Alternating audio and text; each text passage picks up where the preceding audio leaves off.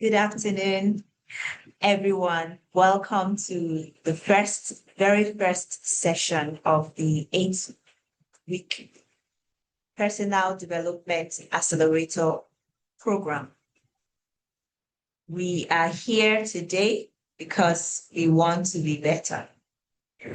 So, proudly presented to you by the PDAC Foundation. So we're going to look at the program right here from our website before we get right into it, so that you can see what you'll be learning.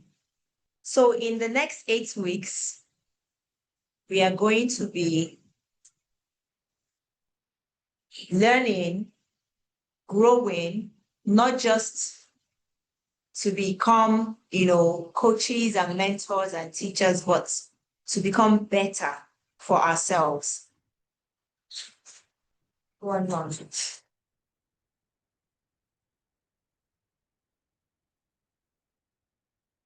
To become better for ourselves. So this program is for parents, for teachers, mentors, and coaches of young people to gain the knowledge, skills, strategies, and resources to nurture confident, responsible, and self-aware young individuals. It's a results-driven 8-week program designed to significantly amplify your impact on young people. I've met so many people that told me, I'm just passionate about young people, but I don't know what to do to help them.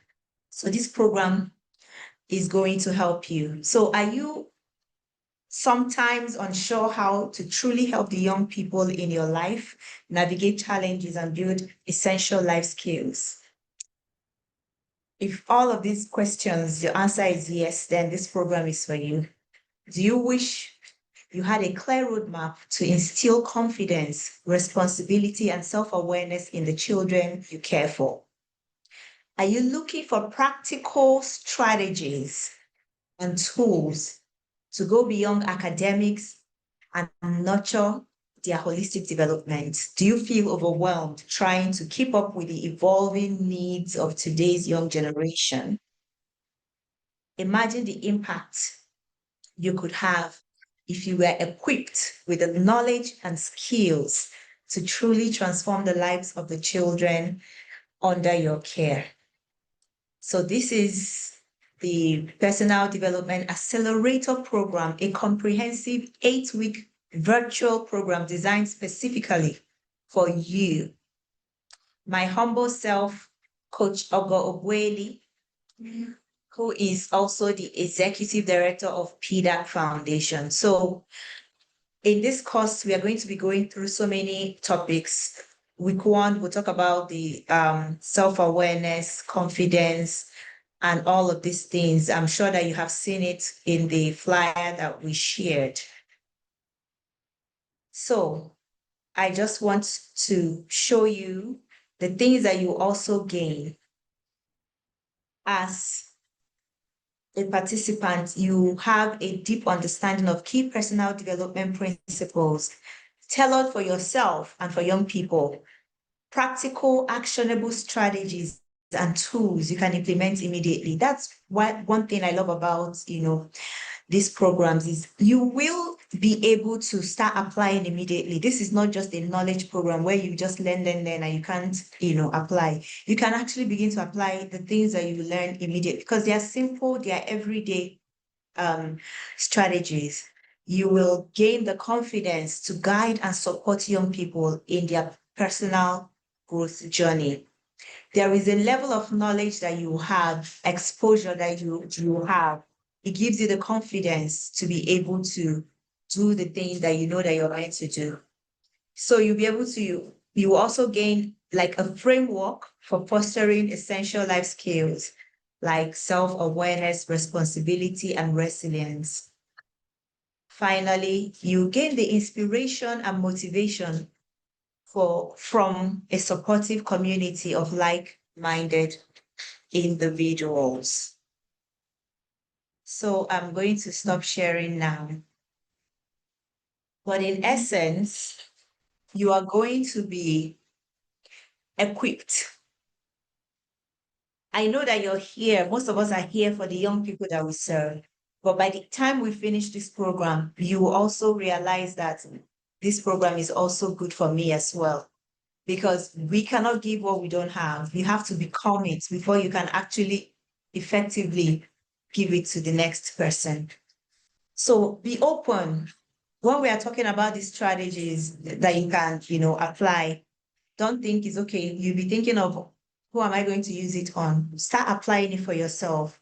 When we talk about self-awareness, the strategies and principles of self-awareness, start looking inward and start, looking inward more. By the time you do it for yourself, it will be natural and easy for you to now pass it on to the next people. Now, we will begin. I believe this is recording already. Okay, good. So the first topic we're going to be looking at will be self-awareness. Every day, we will take on two topics, self-awareness, personal values. So we will have about a 15-minute 30 minutes presentation, and then we'll have like a discussion on that topic, and then we'll have another 30 minutes presentation on the second one. In that way, we are able to cover all 16 topics in the 8-week period that we have.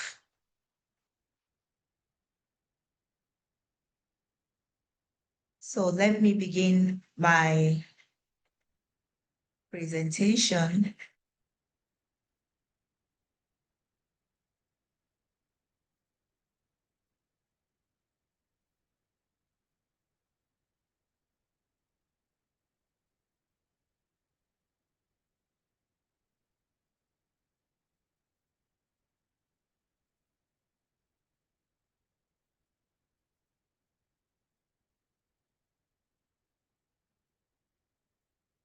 Okay, self-awareness.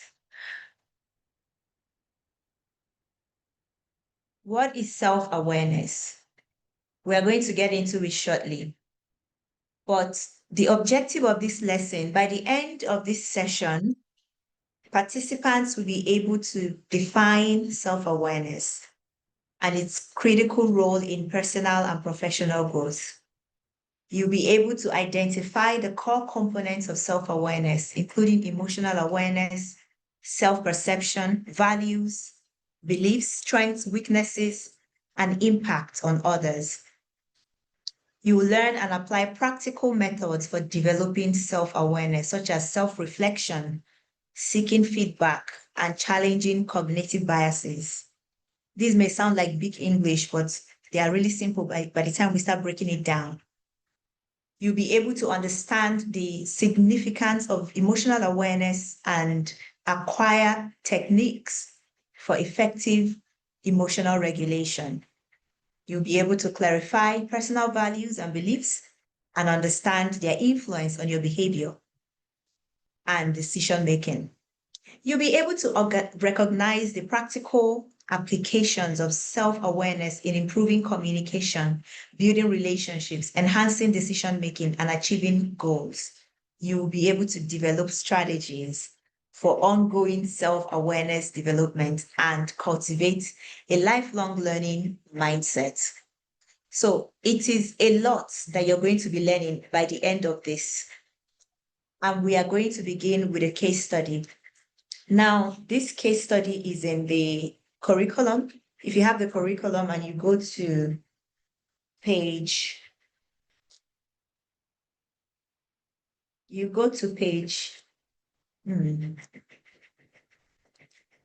the first chapter, that's where the case study is. So I am going to read it out loud, or let me project it for you to see, okay?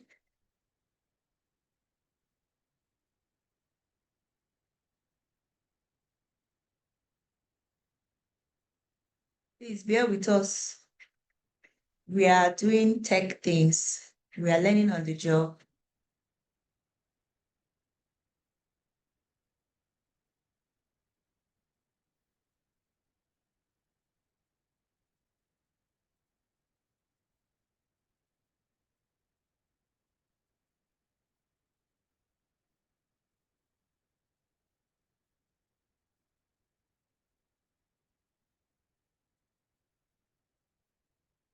So I'm trying to project so that we can all see it, so that it could just be me looking at it.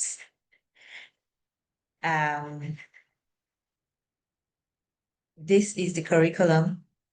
This is under the category one, the inner foundation and self-mastery. So the first case study is what we are going to be reading, and it's the story of Maya.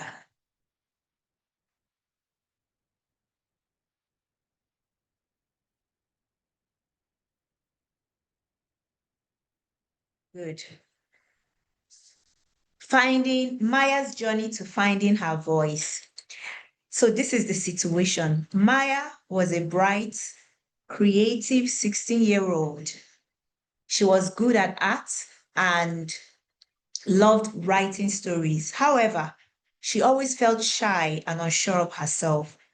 In group projects, she would let others take the lead, even if she had great ideas. She often felt anxious and didn't really understand why. She just thought, that's just how I am. And I've met a lot of people because of their lack of self-awareness, they just settle and say, this is how I am. This is just who I am. Well, let's see how self-awareness helped Maya. And just, you know, if there are people that you know, or you might even be the one particularly, just put yourself in the situation and see how this principle can also improve your own life. Now, the challenge. Maya School started a personal development workshop. The first session was about self-awareness. Maya felt that it wasn't just about knowing you like pizza or the color blue. It was about digging deep.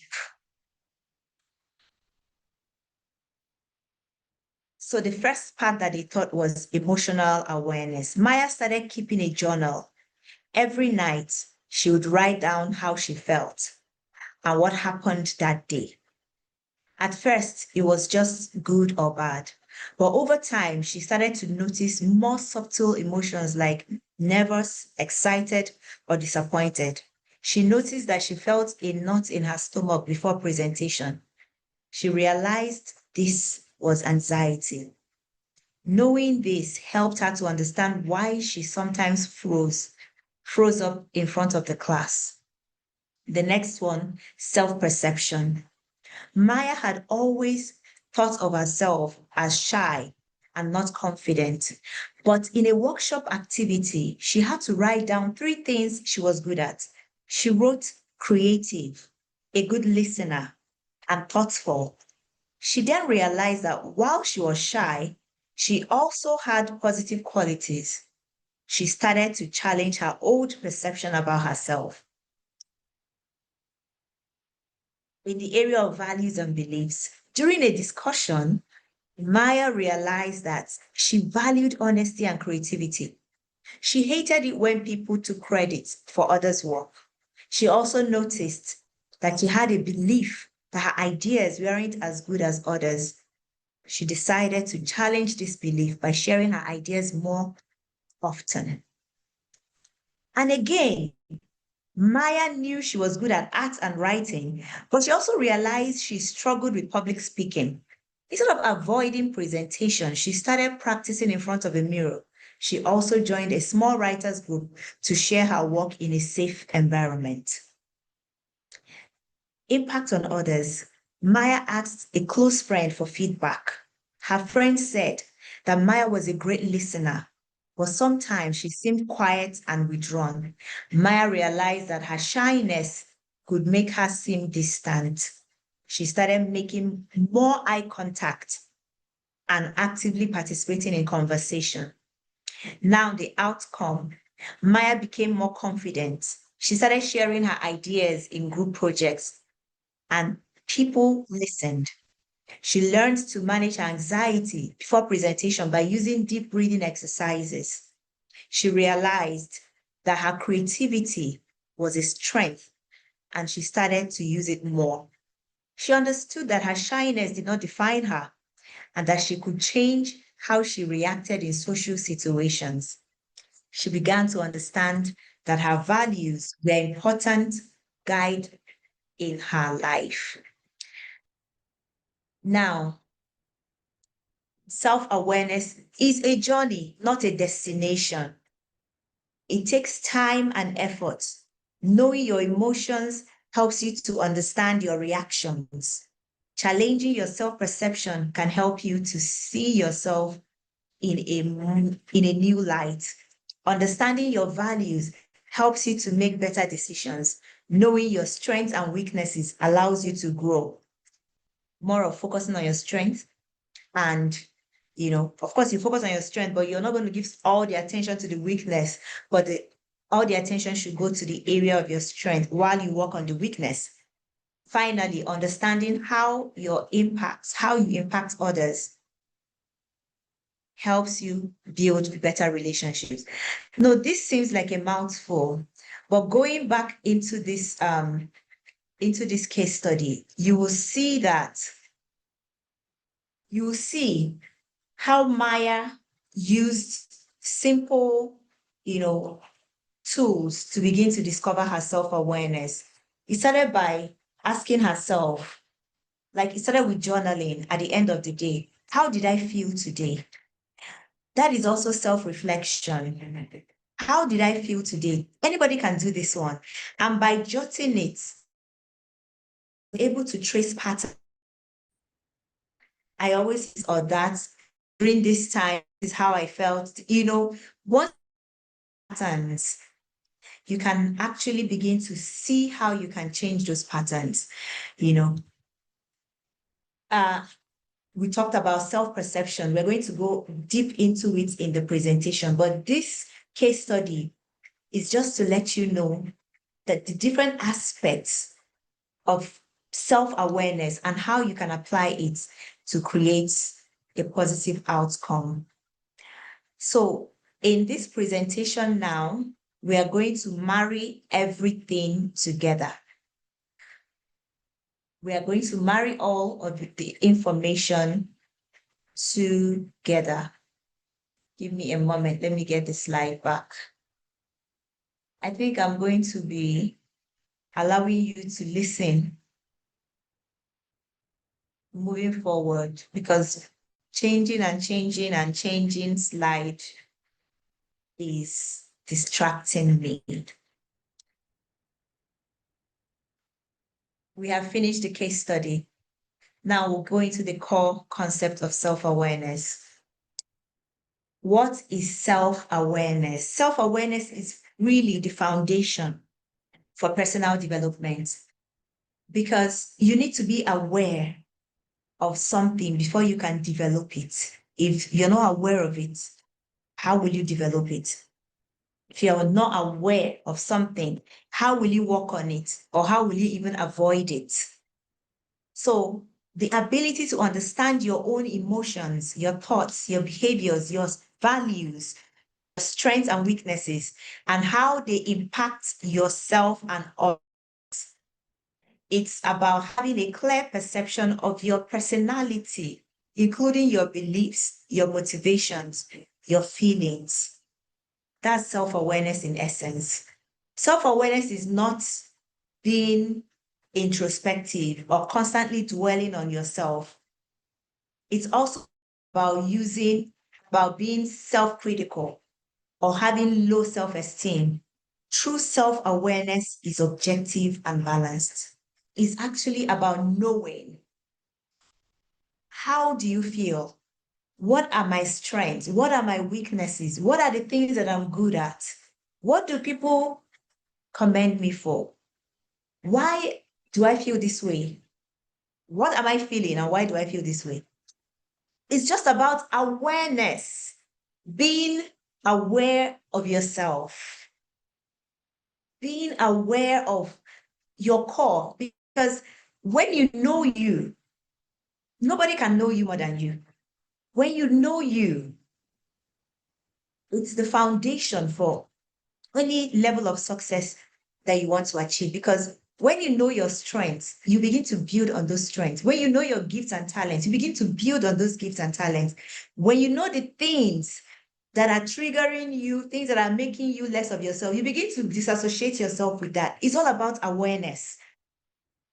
And there's a quote that I read recently, and it really gets me thinking anytime I remember that quote. It says, many people think that they are self-aware, but in essence, only about 10 to 15% of people moving about in this world are self-aware. It means that people can actually get up in the morning, move around the whole day, come back, sleep. And there was zero level of awareness in the entire activity they carried out. They didn't discover anything about themselves. They didn't validate anything about themselves. There was nothing new. There was nothing. It was just another day. But we are not those kind of people. We are changing because of the things that we are learning today. The importance of self-awareness is very important. Self-awareness is the foundation for personal development and change. If you want to change your life, self-awareness is the foundation.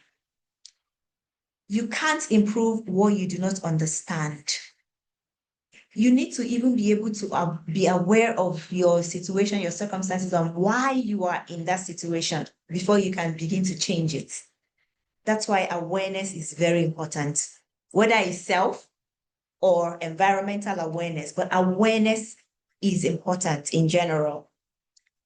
Self-awareness helps you to improve your relationships because understanding your own emotions and how you impact others lead to greater empathy, communication, and stronger connections. Have you ever been in a relationship with anyone, even if it's a family member, friends, family, whoever, that they have no idea of how their behavior affects you or the people around them? They are just there in themselves, behaving so anyhow, and it's affecting every other person, and they have no idea. That's zero awareness.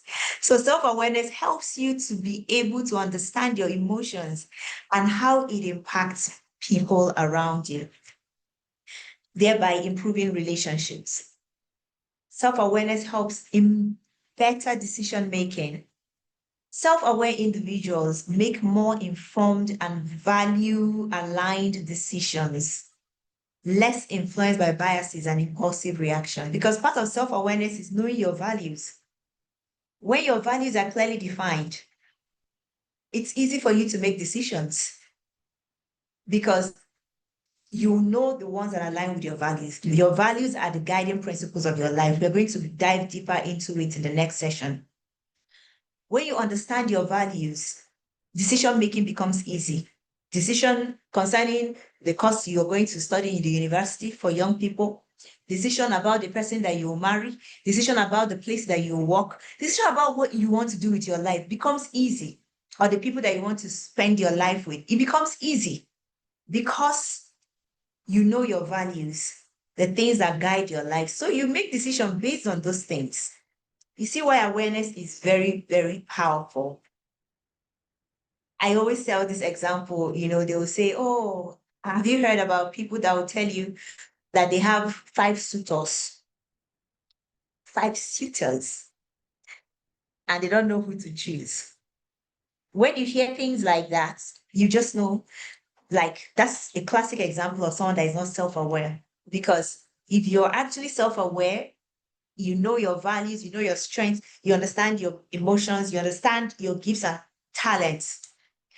It's not difficult to make those decisions because you'll be able to see the ones that align with those gifts. Just by having simple conversations, you'll be able to see the ones that, align, and then you can be able to eliminate and choose.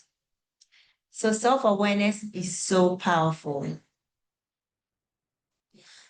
Another important is resilience. Knowing your strengths and weakness helps you to navigate challenges, bounce back from setbacks more effectively. It enhances your leadership. Leaders who are self-aware are more effective, are more inspiring. They are better able to understand and motivate their team. I think the difference between A good leader and maybe a boss is self-awareness, because a leader that is self-aware, an individual that is self-awareness becomes a better leader because they also understand emotions and they also know how it affects others. So they don't just speak anyhow, they don't command people anyhow. They understand people's gifts and talents. They understand people's strengths and they utilize it effectively. So they are no longer bosses, but they lead. So I think self-awareness is really how to differentiate between a good leader and a bad leader. Greater job satisfaction. Aligning your work with your values and understanding your strengths can lead to a more fulfilling and satisfying career.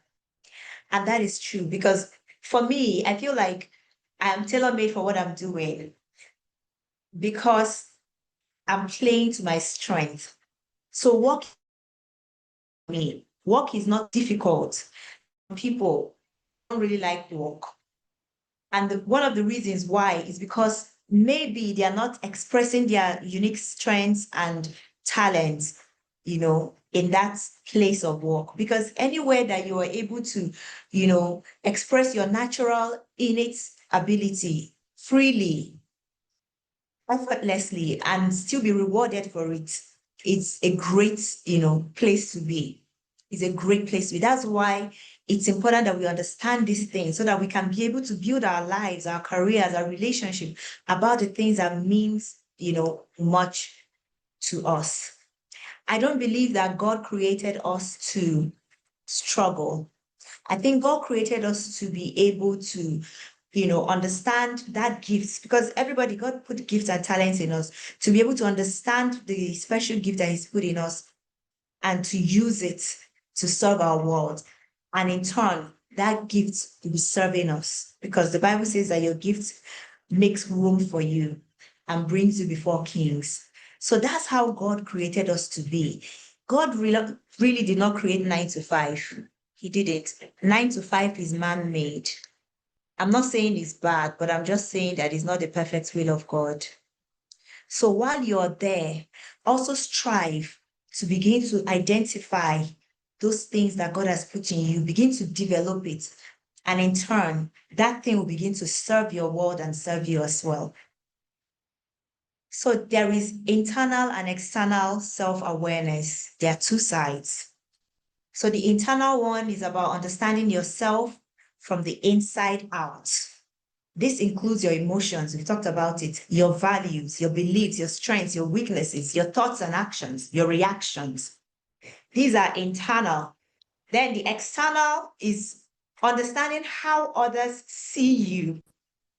This includes your impact on others, emotion and behavior, how your communication is received, others' perceptions of your strengths and weaknesses. So it's all about self-awareness. It's the in one and the out one. So you can't say, oh, I'm so aware, I know my strengths, I know my weaknesses, I know those things, but you have no idea how those things affect and impact people around you. So we have to know both in and out. Now we're going into the components of self-awareness, unpacking the layers. We've touched them here and there, but we're going to dive deeper. The first is emotional awareness, recognizing and understanding your own emotions as they arise and being able to identify and name different emotions accurately, understanding how your emotions influence your thoughts and your behaviors. You might just be normal like this, and then someone starts saying something that upsets you, or you start watching something that upsets you. All of a sudden, your attitude, your countenance changes. Your emotions will change. It changes your countenance. It changes your reaction. We have to be aware of that. At some point in that reaction, we should be able to catch ourselves and say, how did we get here? How did I get here? And then you now trace it back to, oh, that movie that I watched, that thing they said triggered me, made me to remember that's what happened 3 years ago and triggered my emotions, and that's why I'm here. emotional awareness. It's very important because one of the reasons why people get into depression and stay in depression is lack of emotional awareness. They're thinking the thoughts that make them sad, and they never get to catch themselves at any point to retrace back. They just dwell there. They just dwell there and they just keep being depressed. But with emotional awareness, you can be able to ask yourself, how did I get to this place? Why am I feeling this way? How did I get here? Then you trace back, you take some steps back. When you lose something, especially when we're small, you lose maybe the money they gave you to go and buy something. Then you start going back to all the places that you went, looking to tracing back to see how you find it. We can always trace back. That is awareness, really. That is, a powerful way for you to discover things. I can see some people say they are not able to join. I don't know what is going on, but can you give me a moment?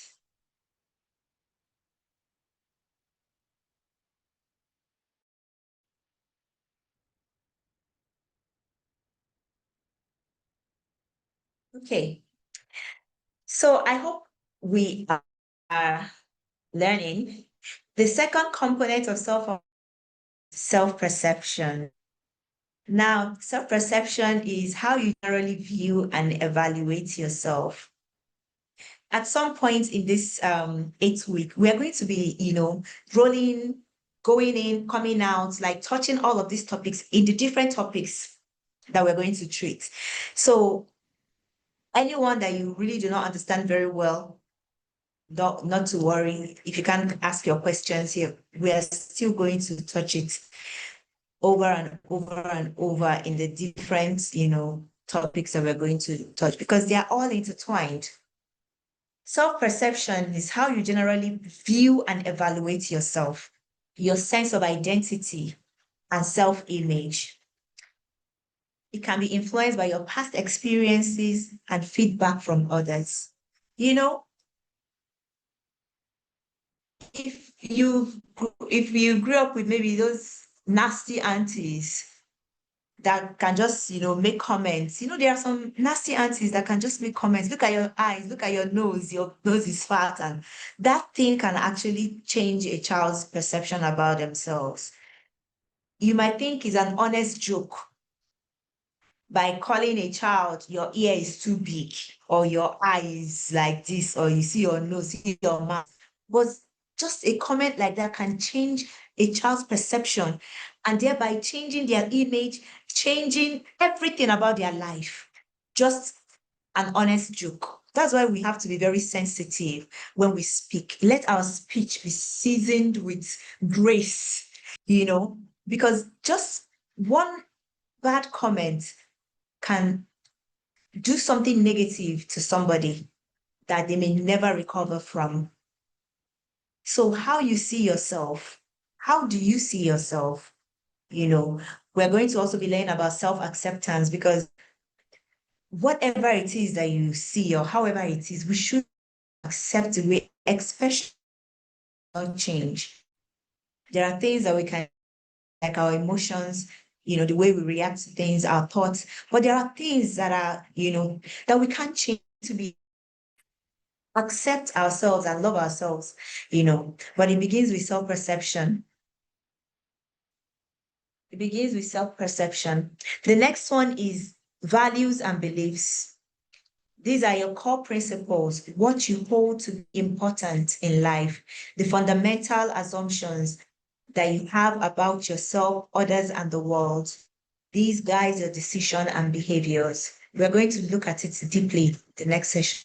Components of self-awareness. This is your strengths and your weaknesses. What I told about my, awareness journey at times, how I discovered that I have people love my voice, people love my smile. I never knew, but self-awareness also asking questions.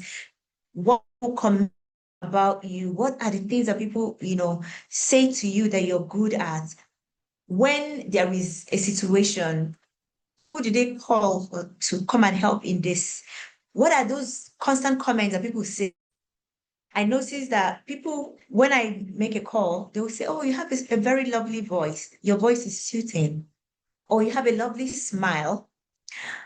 And when I realized that that was a strength, because if people notice it, many people notice it, there is something there.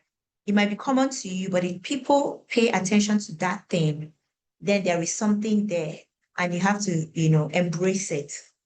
So that's how I embraced my voice and my smile. And I made a decision. I said, I'm going to use this to be a blessing. And I started asking myself, how can I use this to be a blessing? And one of the ways that I know I can use it is to make videos, to bring myself out more, because other than that, I'm very introverted. I intentionally started showing my face and my smile and using my voice because there is something good in it. You need to be identify your strengths. And that's also let you know that when we talk about strengths, it's not just those big ones that people, talk about, like, oh, she can dance, she can act, or she's so beautiful and all of that. There are little things, organization skills. There are so many skills, I've told about my daughter. As in, I don't know how to explain it, but she sees every detail. She can see the things that a lot of people will not see. Sometimes she can look at my pictures and she'll start analyzing. Mommy, this is your picture. You look different in all of them. This one, your nose is big, your eyes is here. I'm like, how did you see all the things? She will just look at you and analyze you from head to toe and see things that not many say gift. It's not everybody that is that, um, detailed. Like, pay attention to little detail. She's when she wants to clean, she cleans exceptionally well to make sure that there is no, So there are so many gifts that you can actually do something amazing with if you put your attention in it and develop it. So self-awareness is just about you discovering those things. It's also about discovering your weaknesses, the things that you're not so good at. See, for me, I am more cerebral than hands-on. I don't know how to explain it. I am more in my element when I'm doing things like this, things I have to do with books, and all of those things. Than when it comes to cleaning, washing, I do those things, but they're not my strength. So why should I spend my life focusing on those, trying to be the best in my area of weakness? Why should I spend my life doing that? Why don't I focus my energies in the area of my strength to be more better and exceptional and stand out in it while working on this one? Because you're not going to neglect your weakness. You're still going to work on it because you need it.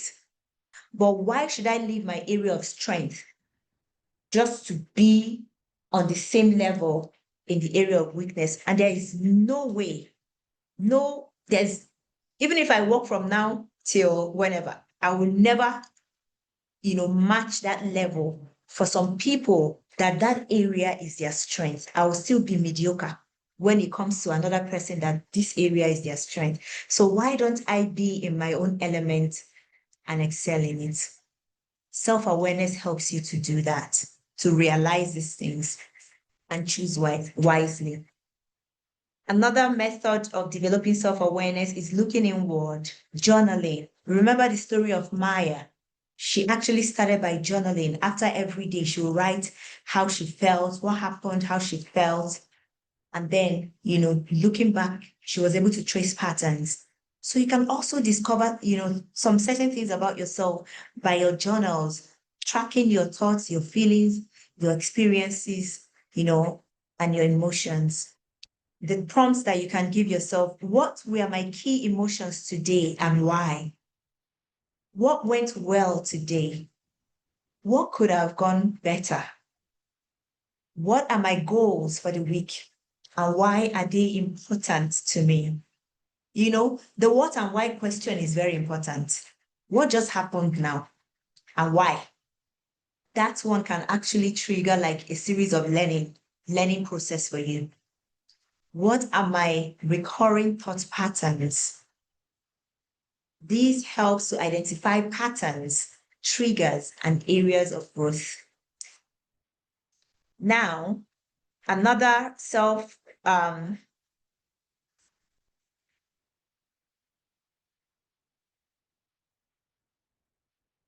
okay.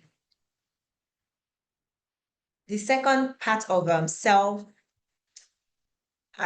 method of self-awareness. These are ways that you can actually become self-aware, is self-reflection. Mindfulness, practicing present moment awareness without judgment. It can be done through meditation, mindful breathing, or simply paying attention to your senses. This helps you to become more aware of your thoughts, feelings as they arise. Mindfulness is just being present, and just being present, just calm down and just focus on your breath. Most times say focus on your breath, like how you take your deep breath in and out, just calming down, listening to the little noise, what's going on around you, what just fell there, what happened, do you know that we don't really take that time to calm down, to become more mindful? This can be a powerful, technique for you to use to, develop self-awareness. It helps you to be more aware of your thoughts, because when you are mindful, like in that, state of being present, you can be able to, see the thoughts that come in. They say that we think how many thousand thoughts per minute. You can be able to actually, oh, these thoughts will just jump into your mind and you think it a bit, you let it go. Another one, another one. You'll be amazed at the things that you think about. You will be amazed if you pause. You yourself, you'll be amazed at the things that sometimes me, I'm amazed at the things that I think about. I'm like, how did this thought carry me to this place? And from one to another, there's this connection. Self-awareness helps you to be able to actually, you can actually be an observer in your life. You can actually be an observer of your thoughts. And you see how your thoughts are just going. Oh my goodness. It takes practice. But once you're able to keep at it, it becomes like natural, natural to you. And it's so powerful. Another self-reflection technique is self-assessment tools. There are different self-assessment tools. There's even one that is free online. I think is one something assessment. It has 16 tests. It asks you different questions, and at the end of it, it will like give you like an assessment of your strengths and your weaknesses. I'm gonna find it and share it. Or if you have it, you can just put it in any of the platforms. This one will provide insights into your preferences, your tendencies, and your core values. Remember, these are tools for self-exploration, not definitive labels. You're just exploring to understand you, these products that God made. You're just exploring to understand you. Self-reflection technique, another one is analyzing your past experiences. They say that if you want to know the future, go back and review your past, because there is always, um, there is always like a connection. So reflecting on both successes and failures, asking yourself questions like, what were the contributing factors to this success or this failure? What did I learn from this experience? How did my emotions and beliefs influence my actions? What would I do differently next time?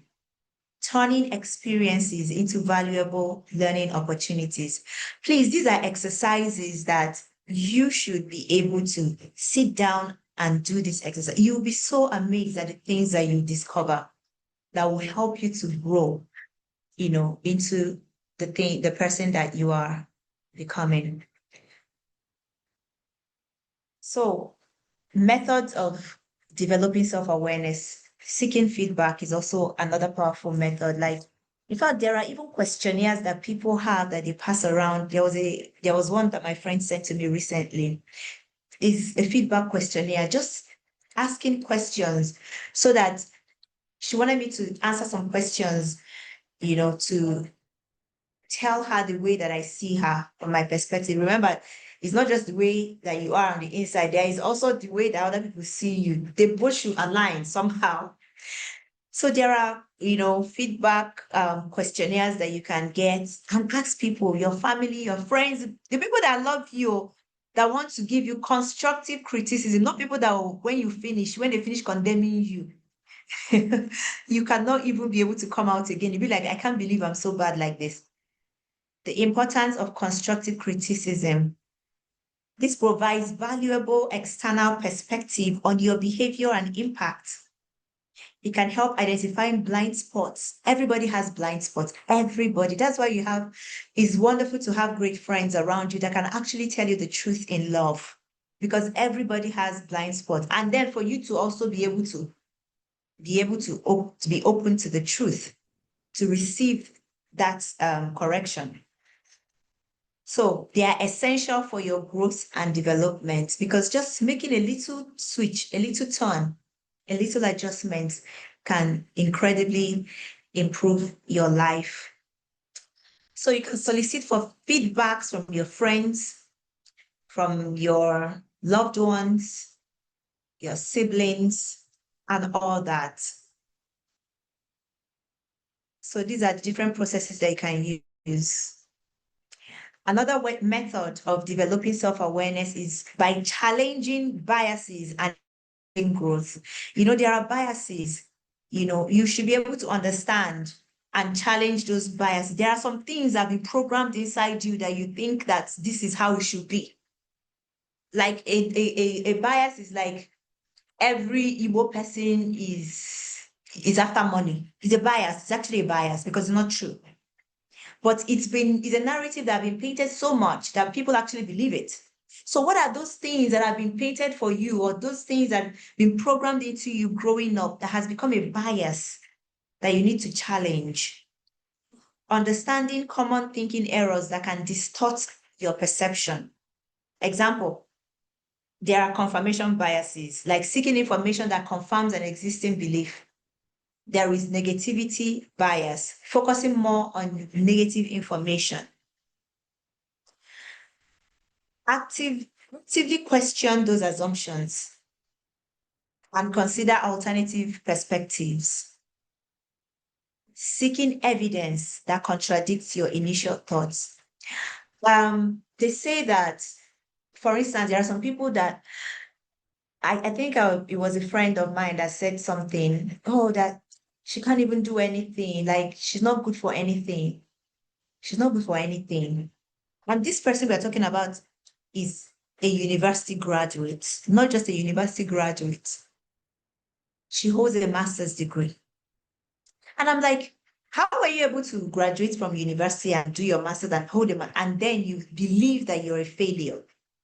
We need to challenge those things, because when you go back and see the things that you have done and how great that you did it, and she did well, like she even came out with great grades. So you see that there are some beliefs, maybe based on things that they told her, you never amount to anything. And she holds on to that more than the ones that are evidence that, that she can actually live above it. But the thing is that your biases can hold you back more than your natural, evidence that everybody can see. Your biases can hold you back. So we need to challenge those things by going to, get those evidence to prove that I've actually done great things. I am not a failure, So we're going to go more deeper into that, because a lot of people are living with so many biases. Women cannot achieve great things. It's a bias because a lot of women have bought into that, so much so that a man and wife can get married. Both of them were classmates in the university. Maybe they probably went to secondary school together, went to university, graduated, went to youth service to get married. And then the woman will just relax. and we'll be waiting for the man to be the one to go and build a house and fend for the entire family. It's a bias because women can equally build the house. Women can equally, generate incomes that can, take care of the family. It doesn't have to be something that is for men. It's a bias that has to be challenged. So if you're in that situation where you think that any small thing that you have to do, oh, instead of your mind to tell you how you can be able to generate the ideas, to generate the resources that you need, the next thing that you're thinking is, let me go, let me go and ask somebody. That is not a good place. We need to challenge those things and begin to tell ourselves, give ourselves the other narratives to let us know that we can as well do the same thing. Exploring the concept of a growth mindset, believing that your abilities and intelligence can be developed through dedication and hard work, and embracing challenges, learning from criticism and viewing setback as opportunities for growth. Now we're running so fast because we are actually behind time. We need to take one topic per hour so that we can get into the next one. And we have about 2 or 3 minutes to go. So finally, ongoing development, your journey of self-discovery. You have to create a personal development plan. Everybody needs a personal growth plan.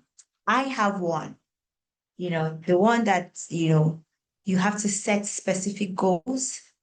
Let it be specific, measurable, achievable, relevant, and time-bound goals for your self-awareness development. Identify actions that you will take.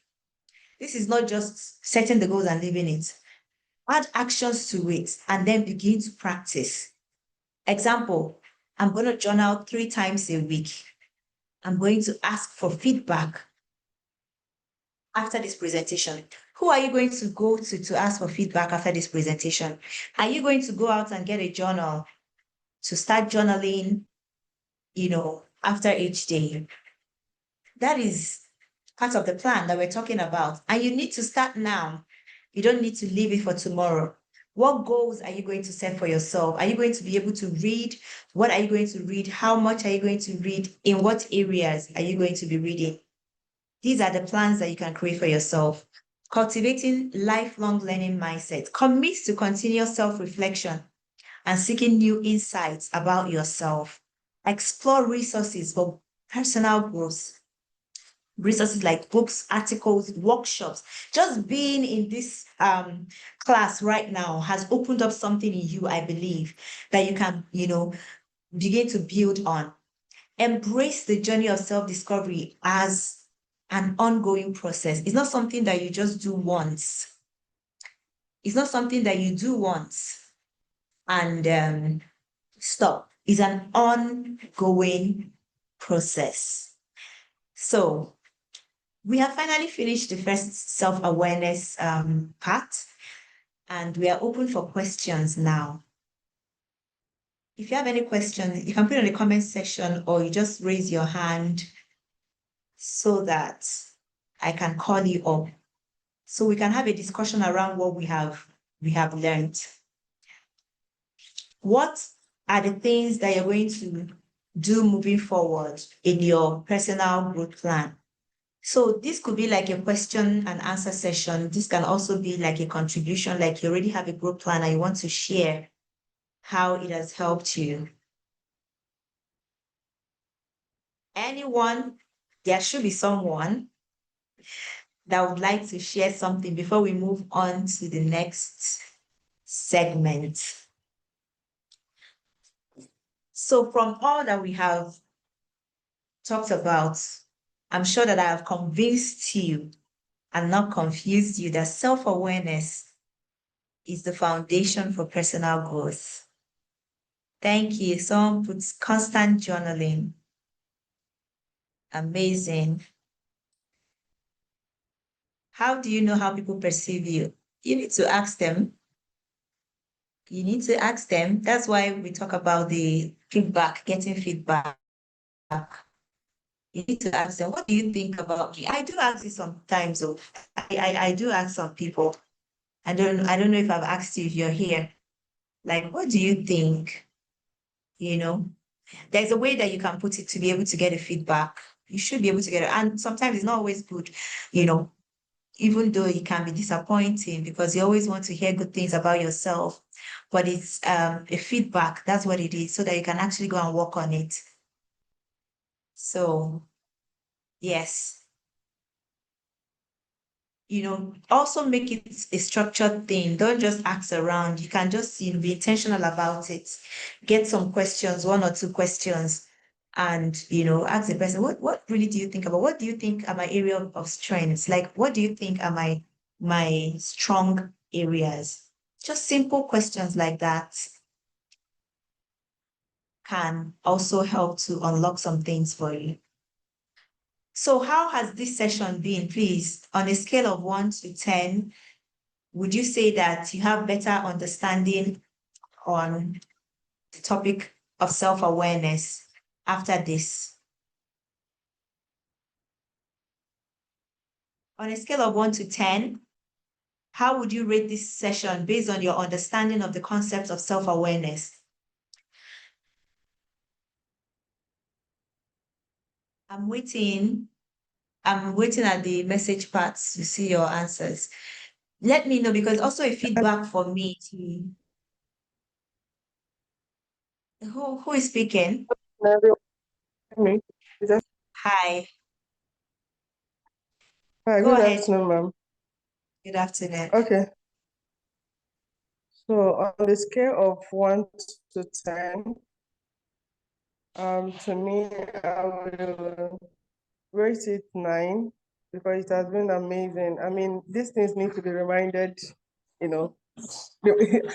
Sometimes one needs to be reminded of this in as much as, our interactions with the dark and everything that we come in contact with it. But I feel that is something that has to be reminded, we have to be reminded of often. So thank you so much for that. It's amazing. So you were saying something, can you hear me? Yes. So you were talking about instead of asking around, we should get a structured questions. At a point I wasn't able to hear you. So I don't know if you can repeat that. Okay. So you can actually get, a series of questions that you can ask, like things like, what do you think are my strong areas? These are questions you can ask somebody. What do you think are my strong areas? You've known me for a while. These are people that know you, not just strangers that will just tell you one thing that will send you to depression. You know, what do you think are my areas of strength? Think is my strong point? You know, what areas do you think that I can improve on? So these are questions. And my sister, Germany is your friend. Go there and ask Germany, what are the self-awareness questions I can put together for me, self-awareness questions I want to send to my friends to get a better assessment of myself. If you tell it to give you 20 questions, it'll give you 20 questions.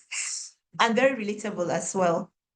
So thank you. I can see your comments. I've used Google Form in the past to help me get feedback from people. Amazing. I'm telling you, everybody should do that. Yes. And I had a preset questions participants. Amazing. What I'm going to add is make it simple and easy. People don't want to write history lesson on you. Just find a way to make it easy and simple. And even if you can even give them options, even though you may not be able to, but you'll be amazed. AI can help you like select some options. You can just key in some little key information about yourself. I am this, I have these are my likes, these are my weak points. Just create I want to create a multi-choice. I love doing multi-choice because it's easy for people to answer A, B, C, D, E than to type, you know, a sermon. But of course, at the end, you should also allow them to be able to write what they need to write, like they need to type, but make it easy for them. When the questions are too much, explain to me in 5 paragraphs what you think about me. Oh my goodness, I don't even know where to begin. I'll just close the form and wait till when I'm ready. So make it easy for people, and you'll be able to get a lot of feedback that you can, of course, some of them will not be as wonderful as you wish, but it's feedback and it's good. All right. So let's move. We are 6 minutes into our next lesson. I hope I'm not, you know, bombarding you with plenty information this afternoon, but they are also related. You'll be able to see the personal values and belief system, how it is a vital part of self-awareness. So it builds on each other. I am going to get the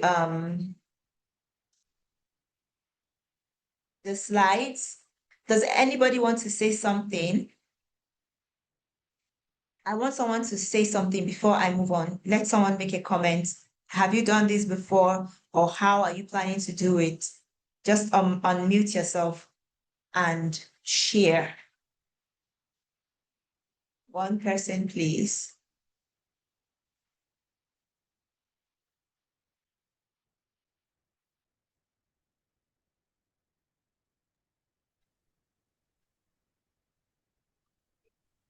Done what before? Is it the feedback questionnaire or the class? You mean the topic or the class? What did you say? Come again. Are you asking if you said somebody that has done this before? Is it that has done the Yes, yes, questionnaire? yes, yes, the questionnaire. Have you Okay. had to ask anybody, you know, for personal Well, feedback verbally, about you?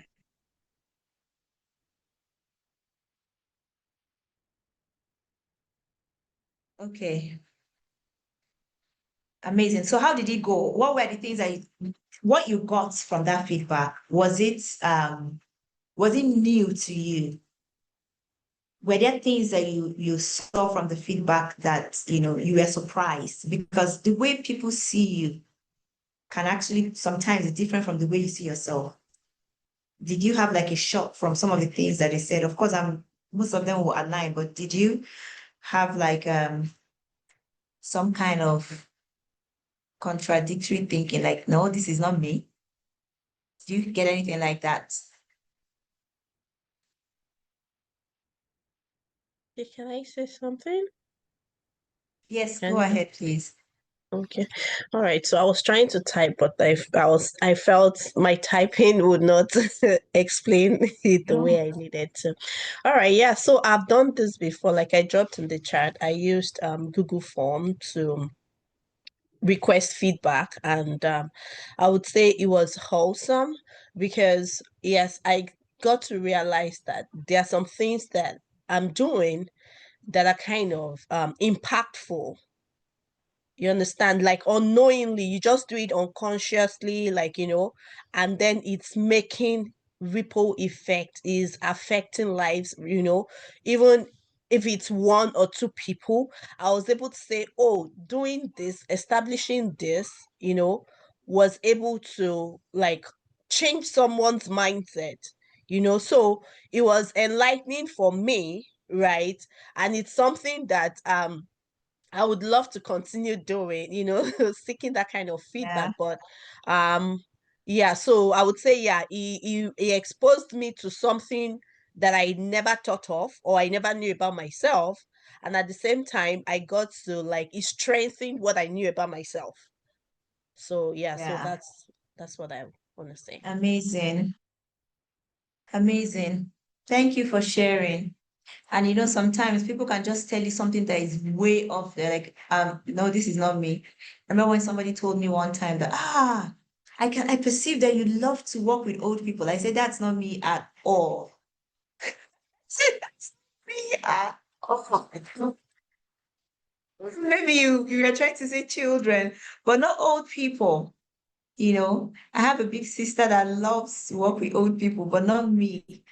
I'm not that. So we should also be able to understand ourselves so well to the point that when people come with something they feel that you should be able to say, no, that's not me. Okay, so now we are getting into the next part of today's class, personal values and belief system. These are really foundational things. I wish I knew these things growing up because these are things that shape your life, like literally. I know that especially we that are Christians, people of faith, that we go to church, pray, we read our Bibles. Sometimes we really don't sit down to identify these things and pull them out because when we do not identify it and own it, we don't really live in it fully. We might know that, oh, this is a good thing, but we don't really know why we should, be doing it, or this is not good, but we don't know why we should not be part of it. So knowing, identifying, and owning your values and understanding your belief system has a long way, in shaping who you become. So we're going to be diving in.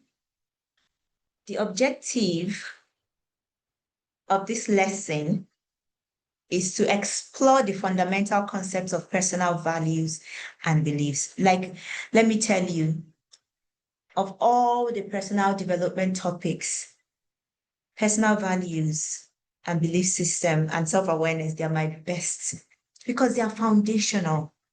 They're my best because if you get it right here in the foundation, you can build on anything.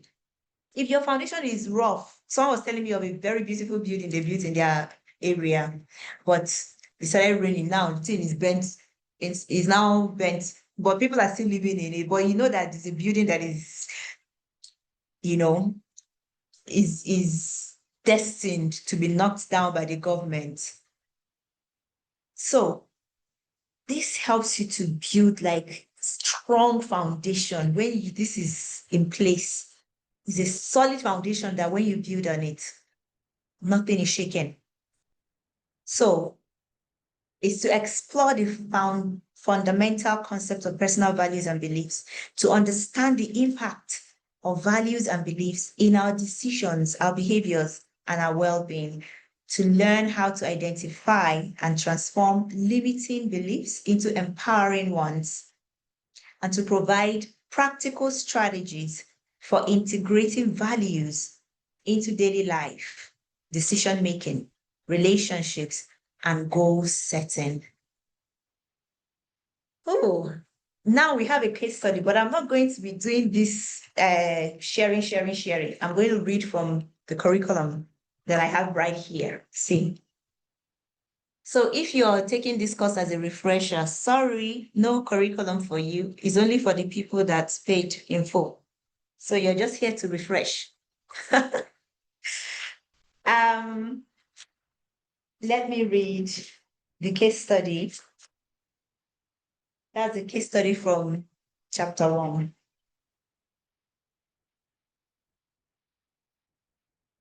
It's about the story of Maya's community garden. Please listen so you can see how this plays out in our life. Introduction. Meet Maya, a 15-year-old who loved spending time outdoors. She noticed that her neighborhood park wasn't very lively. It was mostly concrete and not many people used it. Maya felt something was missing. Maya realized that her community lacked green space. She saw older people staying inside, kids playing on their phones, and a general disconnect. She felt a desire to make a change, but she wasn't sure how. Maya started thinking about what was important to her. She realized that she valued, number one, she valued nature. Now, from self-reflection, she was able to, come up with these things about herself. She valued nature. She loved plants and believed in the importance of green spaces. She valued community. She wanted people to connect and feel like they belonged. She loved She valued contribution. These are values. She wanted to make a positive impact on her neighborhood, and she valued learning. She was eager to learn new skills and share knowledge. With these values in mind, Maya had an idea, a community garden. She started by, first step, talking to people. Maya talked to her neighbors, teachers, and local park officials. She shared her vision and asked for their support. Step 2, learning and planning. She researched how to start a garden, what plants will grow well, and how to get funding. She learned a lot about gardening and project management. Step 3, Maya recruited friends, family, and other community members to help her. She organized meetings and delegated tasks. Step 4, there were challenges, of course. Some people doubted her idea, and they faced issues like finding enough funding and dealing with weather problems. But Maya and her team didn't give up. They transformed a neglected corner of the park into a beautiful community garden. They planted vegetables, flowers, and herbs. The community garden became a success. People connected, neighbors started meeting in the gardens, sharing gardening tips and building friendships. Maya organized workshops on gardening. The garden provided fresh produce, a beautiful space to relax, and a sense of accomplishment. Other young people were inspired by Maya's initiative and started their own community projects. So here are the lessons learned. Values as a guide. Maya's values helped her to identify a problem and to find solutions. Did you see how how identifying her values helped her to identify the problem and to find solution? These things are so powerful. She didn't wait for someone else to make a change. She took action herself. She took initiative. Another lesson to learn is collaboration. Working with others made the project more successful and enjoyable. And then overcoming challenges required determination and a positive attitude. Even young people can make a difference. Even young people can make a significant impact in their environment. So age is really not the challenge. The challenge is lack of awareness. Because the young people that are doing great things, go and observe them. They identified some things about themselves and they're building on those things. So it's not about age. Even in the Western world, where we have more young people doing amazing things, becoming multimillionaires in dollars, we have more young people, very, very wealthy young people abroad. If you go there and check, they did not do it with academics because we are so focused on academics, which is wonderful. But they identified something. They identified something that they had inside of them. And they started using those things. And they prioritized those things. So, what values did Maya demonstrate? These are things that we can discuss. How did her values influence her actions? It was all in the book. What challenges did she face? Because we all face challenges, even in that journey. No matter how wonderful, we all face challenges. You know, even with these questions alone, I can actually be able to write a whole story of my life from these questions alone. So let's not take these questions as just a case study that we read. Can you apply them to yourself? Can you apply them to yourselves? The thing that you're doing right now, what values inspired you to start doing them? Those are really ways to be able to track your values and build more on it. I hope you were blessed by that. You were inspired by that. Now, what are values?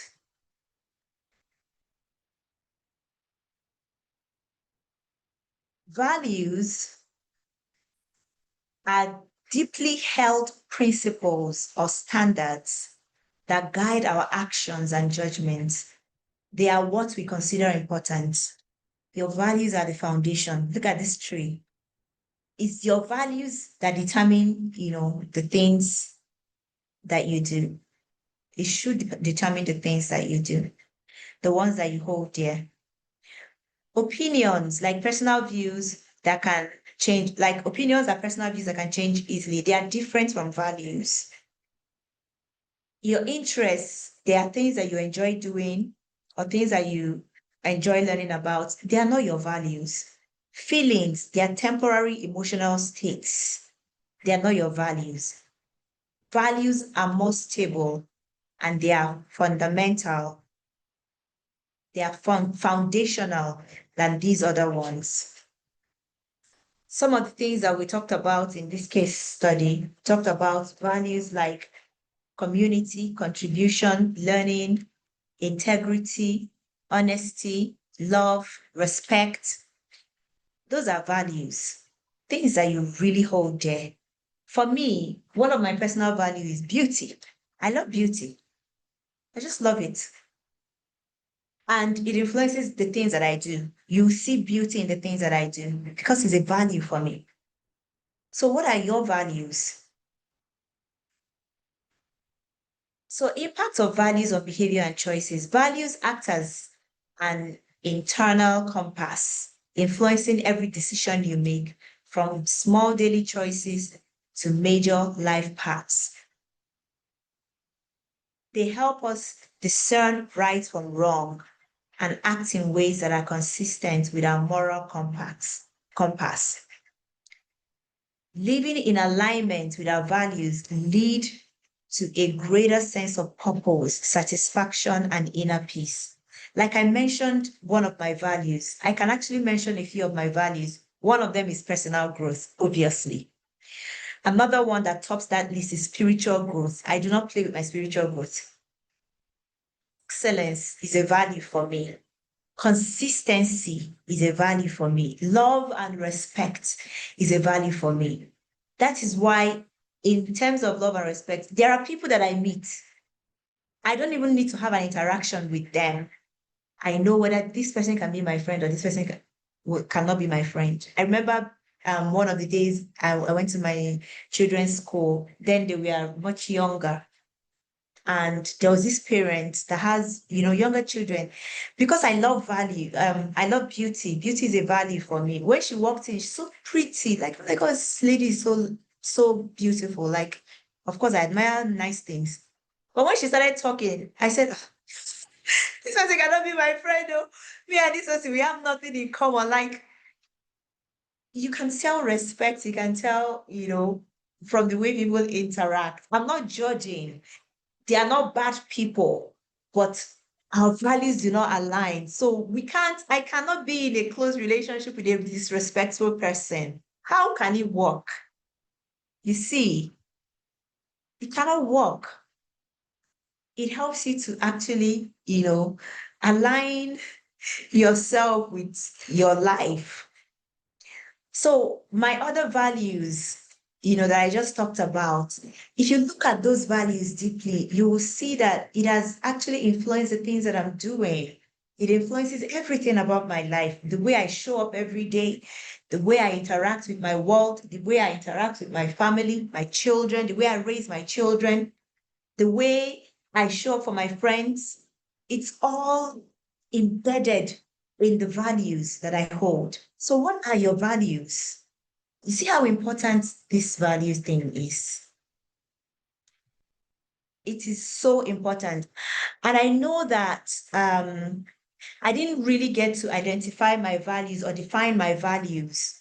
I had always known these values within me, but I didn't get to define them until later in my life, in my adulthood, when I started learning about values. So it can happen to anyone. But at the point that you begin to, define them, just make a decision to live by them. Make a decision to stand true and stay true with them. And things that do not align with it, find a way to remove yourself from those things. And that is self-love as well, because you're giving yourself room to be at peace. Anytime that you find yourself in conflicting situations, there is something about your value that has been violated. Check it, you see. If your values are not yet defined, there is really something like you're not happy, like you don't feel comfortable that your friend, the way that your friend used to talk to people and just, insult people anyhow. You don't insult people. Your friend does, and she's your best friend. But when she's doing that, you're so uncomfortable. Something is pinching you. It's your value inside that's telling you that this is not right. The reason why you're still in that relationship with that person is because you've not defined that value. If you define respect as a value, you know that you won't be able to tolerate that friendship again. Because can two work together except they be in agreement? Values are building strong relationships. Like why values matters. Building strong relationships. So this is how value and building strong relationship, relates. Shared values often form the foundation of lasting and strong connection with others. If you have the same value, for instance, if you're married, you have value for family, community, togetherness, and your spouse doesn't. There is a problem because you always want family and friends around, but they don't. They want to be alone. See, the values are clashing. That's what causes problem in relationship, not temperament. They say opposite attract. So in that opposite attract is temperament, maybe choleric, phlegmatic, and work together. This one. But when it comes to values, the values must align for the relationship to be in harmony. The values have to align. If you have value for education, you want to go and do your master's, do a PhD, and you get married to someone that does not have value for education and believes that you have to be in the kitchen and a housewife, problem. You see values clashing. That's what causes problem in relationships. It's not temperament. You see? So that is why it's important to be able to know and identify your values before you can get into any kind of relationship, particularly lifelong relationships like marriage, because it can be a struggle. It can be a struggle. You're in a relationship with a guy or a woman and they tell you, I've not even gone home, I've not seen my family for 10 years, and you think it's normal. And you that used to go for Christmas, any holiday time, you run back to your house to see your parents, and then you get married to the person. Once you start talking about going home to see your parents, they'll think something is wrong with you. I've not seen my parents for 10 years. What is wrong with you? You see, values are very important. If they clash, problem. If they align, harmony. When we understand and respect others' value, even if different, it fosters empathy and connection. So I'm not saying that because your values are not aligning that you can't actually achieve a level of harmony. You can, with mutual respect. If there is mutual respect, then you can be able to respect that person's value and they respect yours. When it becomes a huge problem is when one person decides to impose their value on the other person and disregard the other person's value. That is when it becomes a very huge problem. But two people can actually coexist with mutual respect. Two people with different values and ideologies can actually coexist with mutual respect. You show respect for their ideology. Oh, that's your opinion and you are entitled to it. It's okay. But when you try to shove down your own on that person, that's when the problem begins. And most people, in our culture, we do not respect people's boundary. We always want to impose our values. That's why the problem is always higher. Conflicting values can lead to misunderstandings and challenges in relationships. I've just talked about it. Identifying common values. There are so many. If you have the curriculum has a list of values at the back, like A to Z, many values at the back that you can look at, especially the self-awareness one.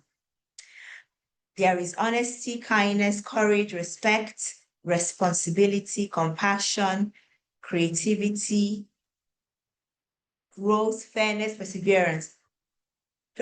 Exploring value category, there are different categories in the area of personal growth, learning, wisdom, self-improvement, in the area of relationship, love, family, friendship, community, in the area of achievement, success, competence, recognition, in the area of contribution, helping others, making a difference. My value, one of my values is also contribution, giving back, helping others, and it's stemmed in compassion. Because if you don't have compassion, you cannot do this work that we are doing. Like, why would you be doing this work? Helping people, less privileged people. There are people that don't understand it. Why? So it stems from compassion.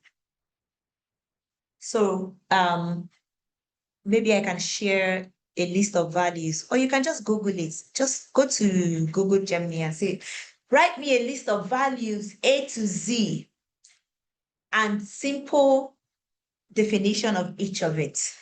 You see the prompt I'm giving, write me a list of values A to Z and simple definition. You'll be so amazed because you can learn those new values.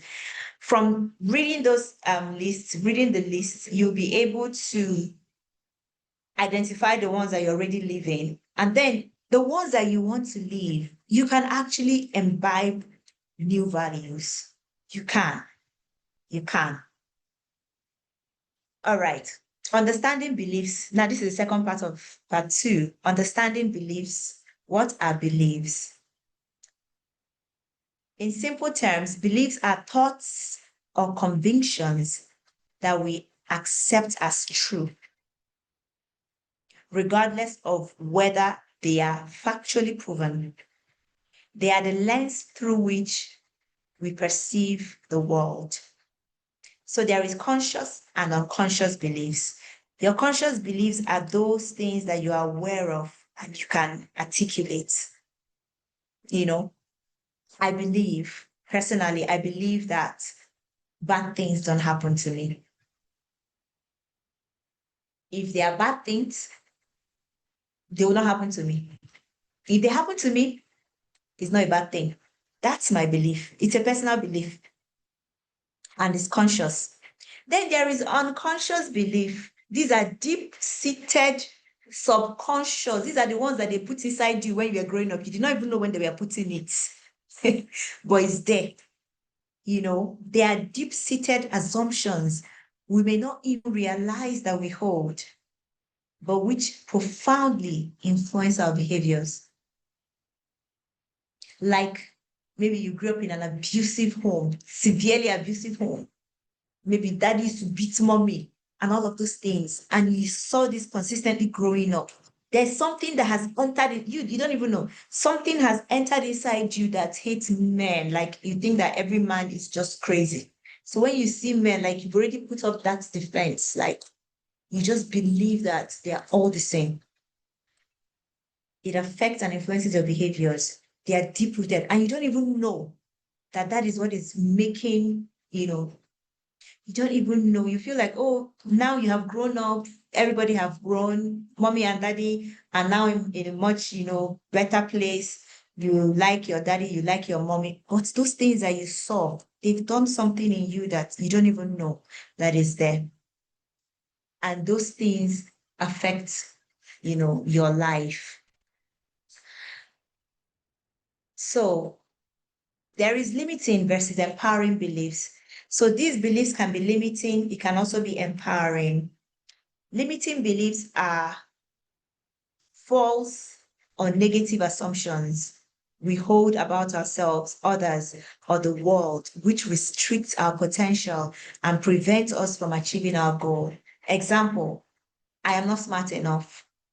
I'll always fail. When it comes to my turn now, they will stop. We'll just be in a long queue like this. They are giving everybody. Immediately it comes to my turn, the thing will finish.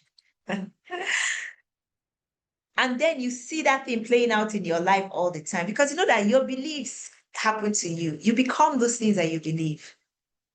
No one will listen to me. Nobody loves me. Those are limiting beliefs. So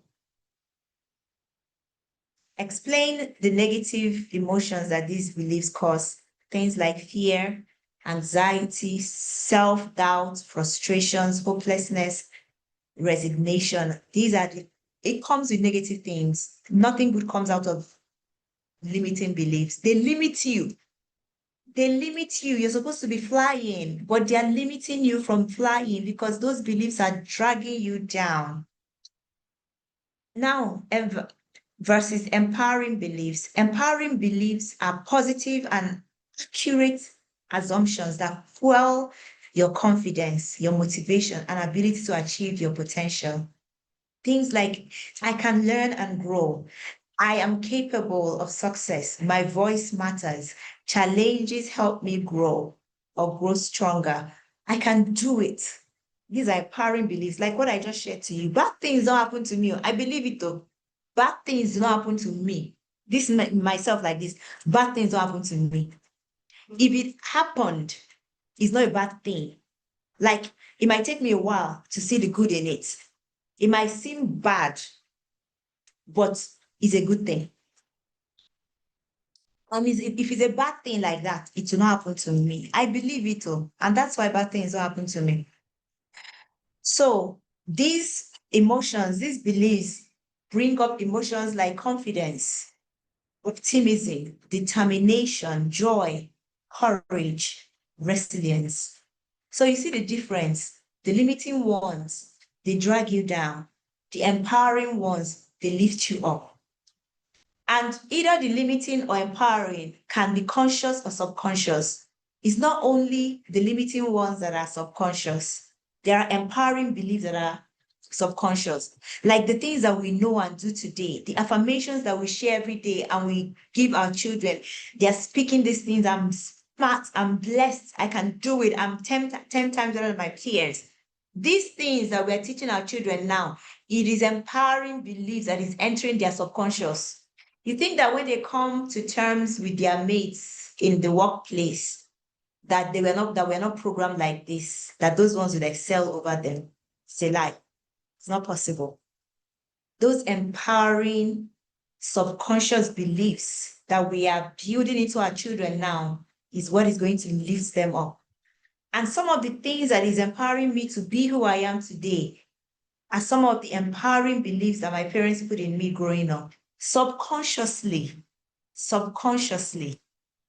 So that's why these things are so important. We need to start practicing them and start, teaching them to young people around us.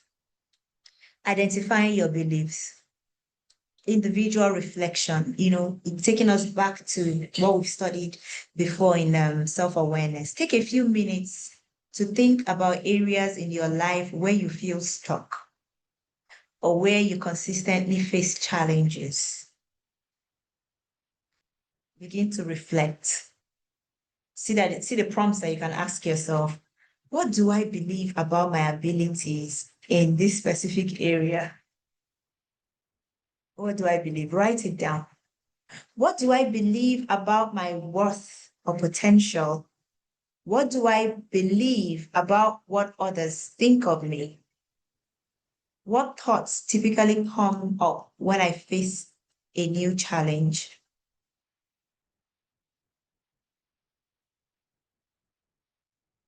So if you have like a partner that you're doing this assessment with, it's good to do that with a partner or a friend, or you can do it alone.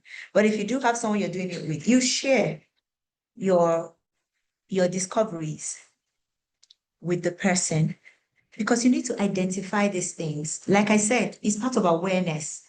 You need to be aware of something before you can deal with it. If you're not aware that the program is running, it will keep running. It's just like the programs that you have inside your phone or computer that is draining your battery. You charge the phone, you bring it out, the battery will just run down.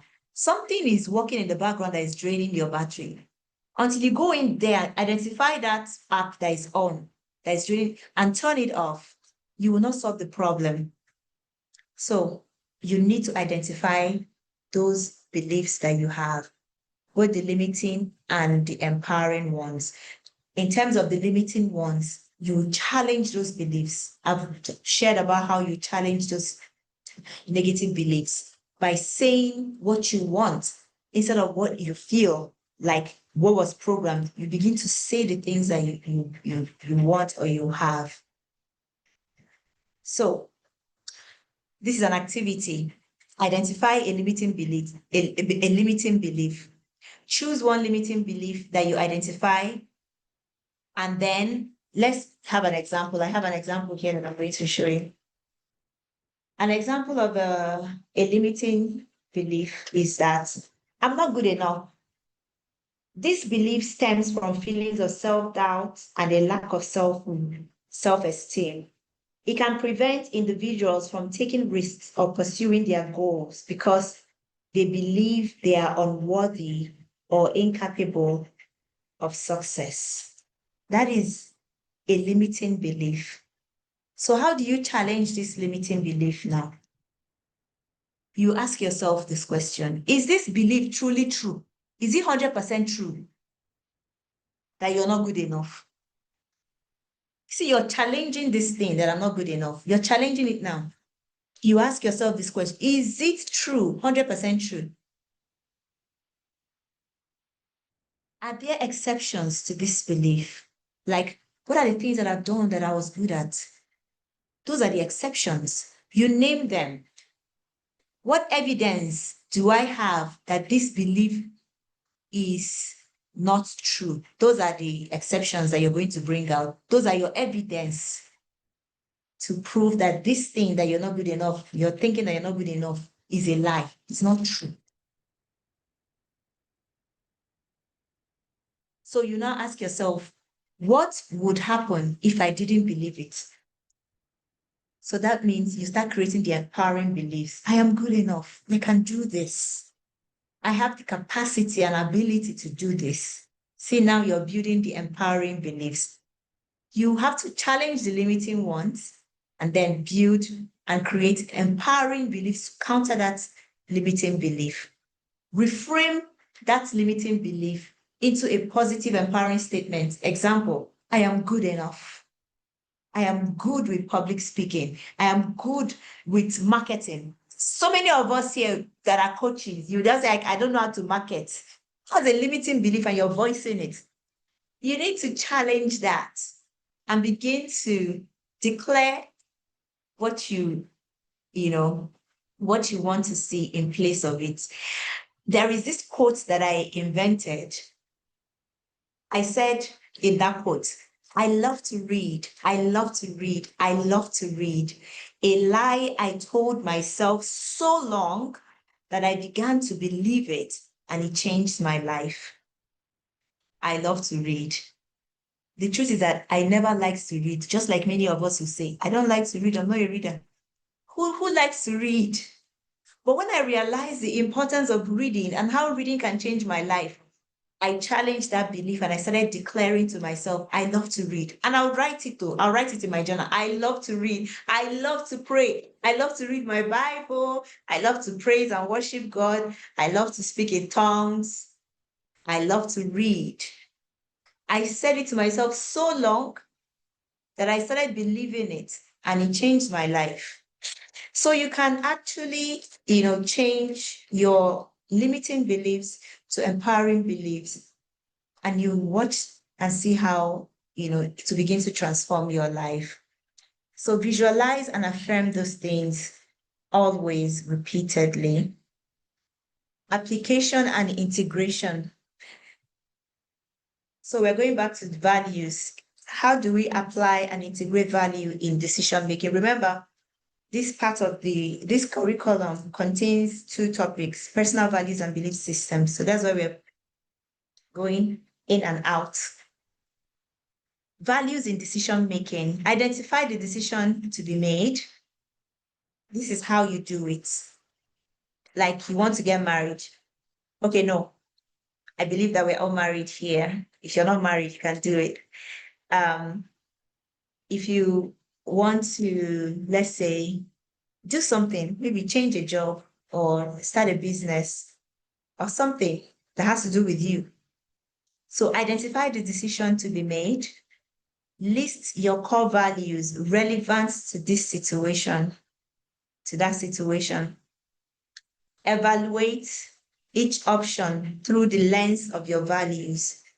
Does this option align with my value of X?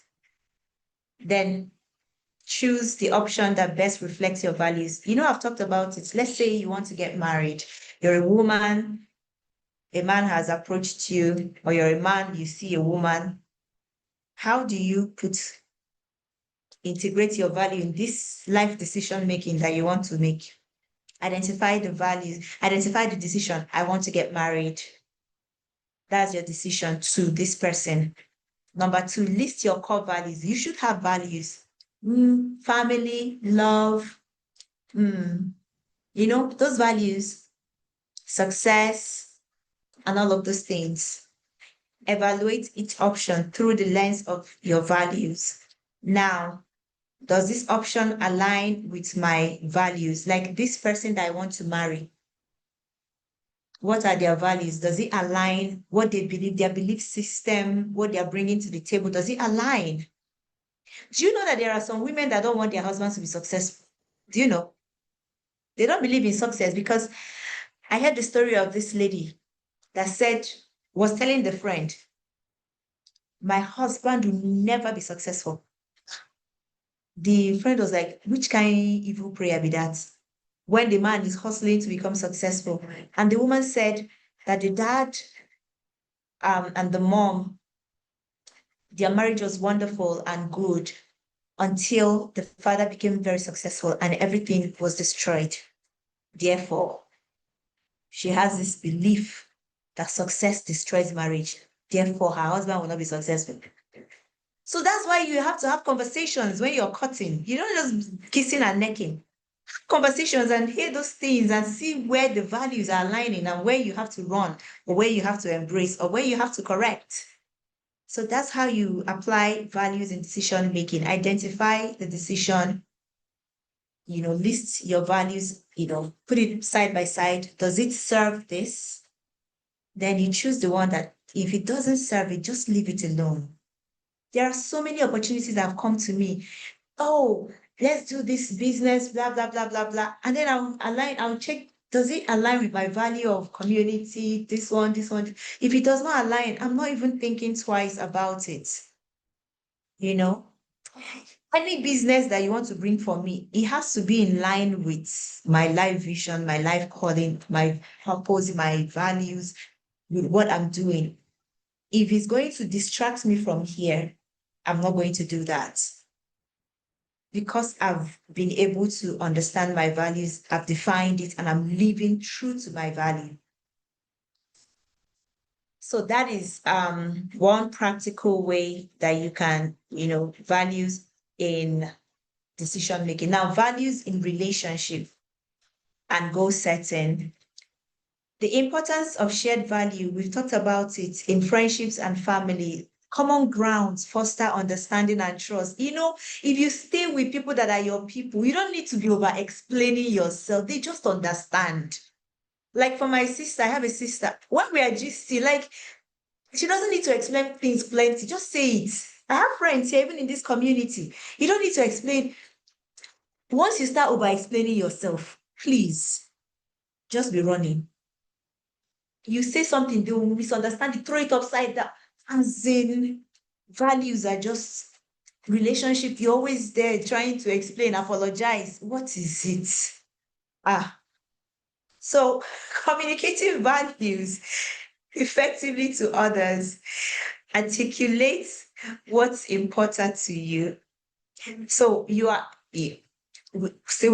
remember we're still talking about values in relationship.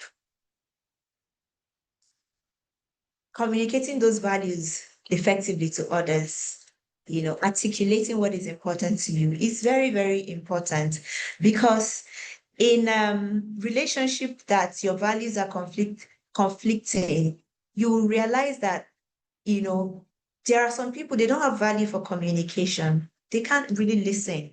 You can't even communicate effectively with these people. Like, it's so difficult. It's like you're hitting your head on the wall anytime you try to, say something or share something that is important to you. Shared value in relationship makes things easy. So it helps you to navigate relationship with people who have different values, focusing on mutual respect. I've talked about it, and understanding, even if you do not agree.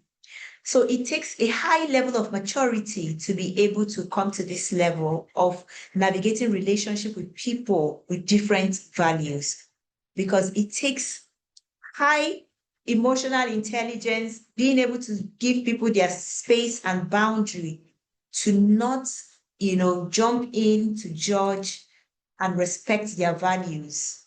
It takes that. It takes work. Don't get me wrong. People do not just grow into mutual respect. You practice it. So it's important. It's possible. It's possible, but it takes work. But the other way around, if the values align, you're just in harmony. You're not making an extra effort just not to offend. I'm sure you understand what I mean. Values in goal setting. Aligning personal goals with core values ensures that your goals are meaningful and motivating. If they are important to you, then you will pursue them. Setting value-driven goals for personal growth and contribution, creating action plans that reflect values. How will your actions demonstrate your values? They say that a budget is a reflection of your values, because it shows where your money goes. Where your money goes shows your values. So when you make a list, the things that you want to buy, not just your market list, of course, this is for food, like the list of your goals, your aspirations is actually a reflection of your values, because it tells the things that are important to you. It tells the things that are important to you. So, and with those values in goal setting, if you set goals in line with your values, the tendency for you to pursue it is higher, because the thing is important to you. If it's not important to you, that's when you'll be lazy about it. Values and resilience. How your values can provide strength during difficult times. They give you a reason to persevere, using your values to overcome obstacles. Focus on what truly matters to you. Some people that are close to me, they know that I've been through quite some challenge this year. The thing that is pulling me through, the reason why I'm still here and moving forward, is values and resilience. This is a practical example, because if what I'm doing is not in strong alignment with my values, I will not have the energy or the drive to keep getting up and keep doing it and just keep moving. So your values and your resilience, they go together. Like, the stronger your values is tied in your work, the more resilient you will be in anything that concerns that thing. So your values helps you to live authentically. Like, if I'm to add another thing in my list of values, it's authenticity. What you see here online is what you're going to see when you meet me face to face. There's no fake thing in me. This is all you get. I just like to be authentic. Like, not the ones that you see online and then you see them in person, you'll be like, oh, no, no, no. It's different. They are so smiley online and they are snobbish in person. You need to be authentic, and your values help you to maintain that authenticity, because you already know who you are. You're not trying to be who you're not. So being true to yourself means living by what you believe, overcoming pressure to compromise or overcompensate or just be who you're not. Your values helps you to live authentically.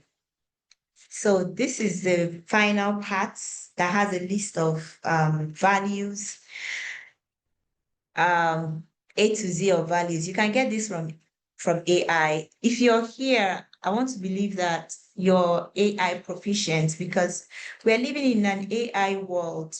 You cannot say that AI is of the devil. You have to use it. It's a tool. You can use it for good.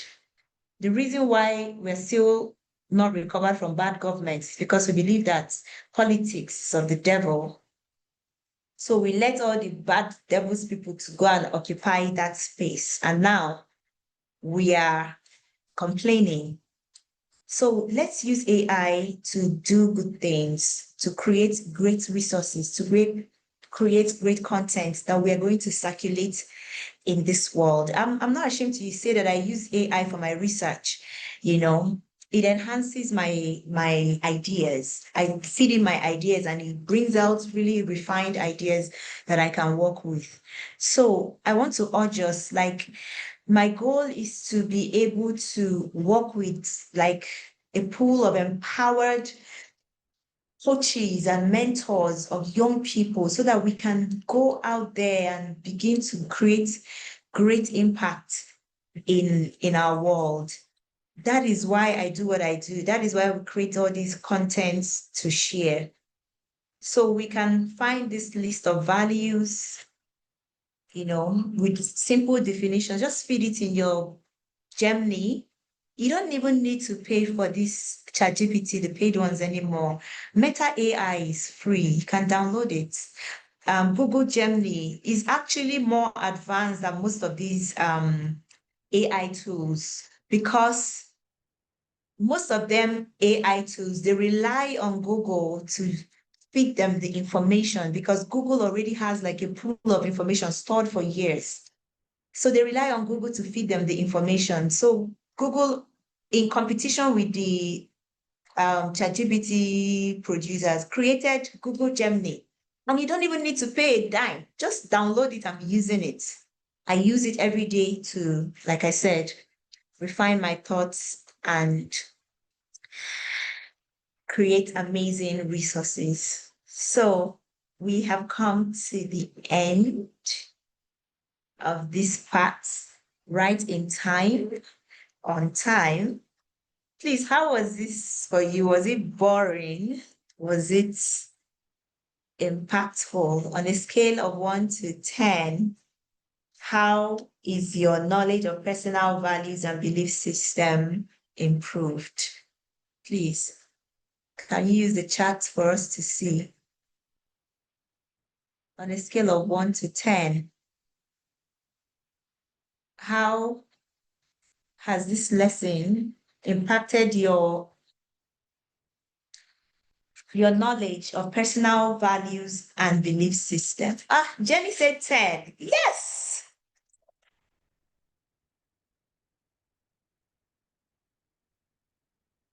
So also impactful and interesting. Oh, thank you.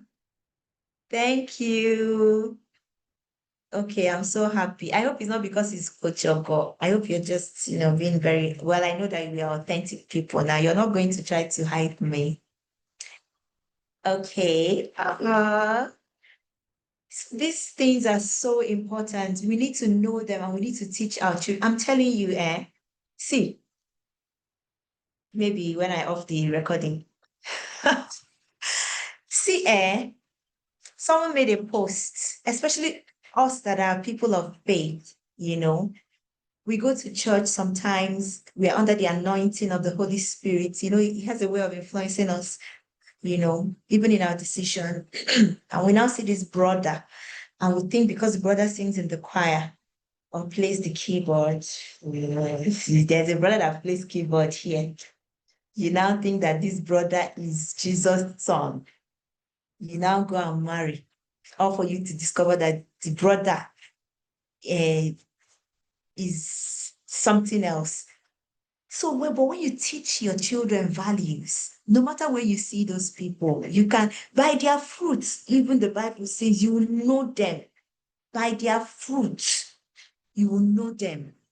And values is what will help you to be able to identify fruits. So it's important.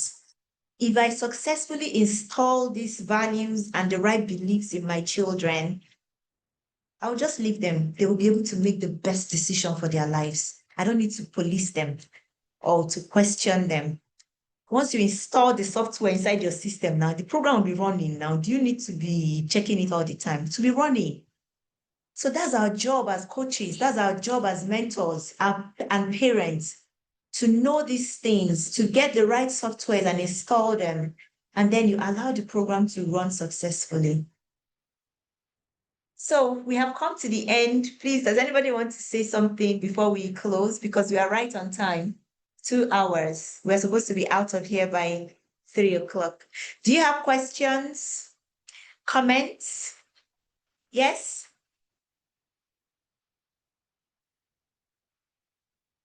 Questions? You should, please.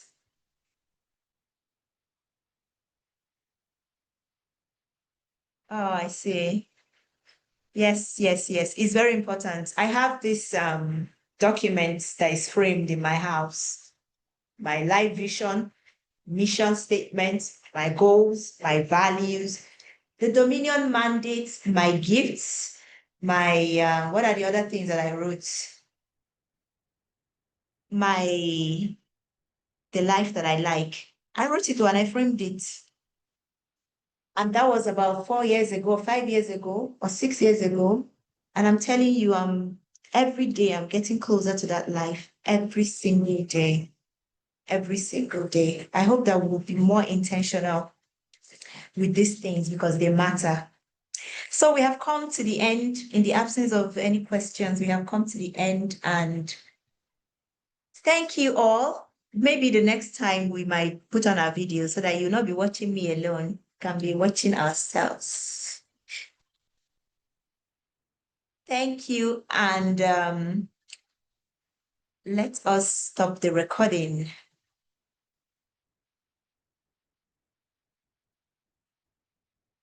Coach Victor, can you stop the recording? Okay, I can see it now. Okay, stop.